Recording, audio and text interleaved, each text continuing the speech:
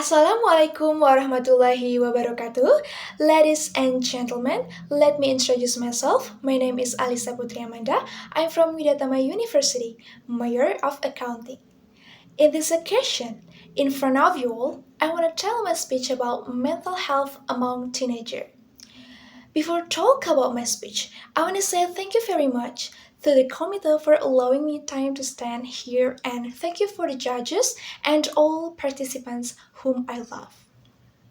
So, ladies and gentlemen, today I want to discuss something that is important to us but is often overlooked: mental health. Mental health has an impact on all aspects of life, shaping how we think, feel, and react to things. It influences how we handle stress and make decisions, which eventually affect our lives. Mental health is one of the many words that are heard in our ears.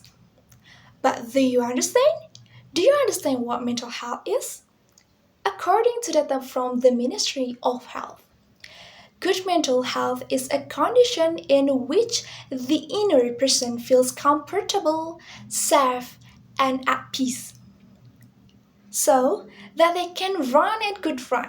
On the contrary, when a person's mental health is disturbed, anxiety can result. They will also have trouble controlling emotions, so that people with a mental disorder often commit crimes. The Indonesian people have not fully understood how important mental health is compared with physical health. Just as physical health needs to be treated with mental health needs to be treated immediately in the event of a disorder. This is so that people with mental disorder don't commit crimes or things that we don't want to do. People with long-term mental disorders can cause stress and even depression. Today, there are still many cases of people killing themselves because their mental health is impaired.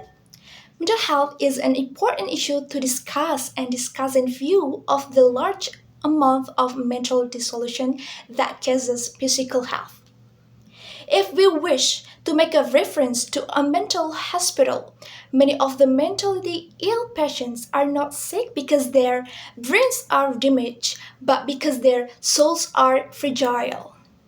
According to WHO World Health Agency, there are eight health souls or mental faculties among them. So therefore, the first is capable of learning from experience. Second, adapting to the environment. The third, it is more fun to give than to receive. The fourth, I'd rather help than help. Fifth, have compassion.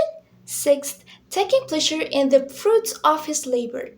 Seventh, accepting anything that triggers disappointment to use as part of experience.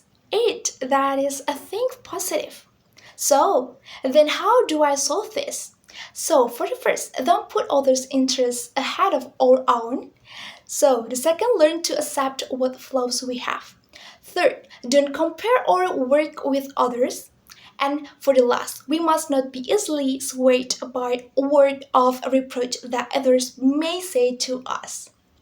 Therefore, let us keep our mental health so that our mind may be at peace, safe, and peace.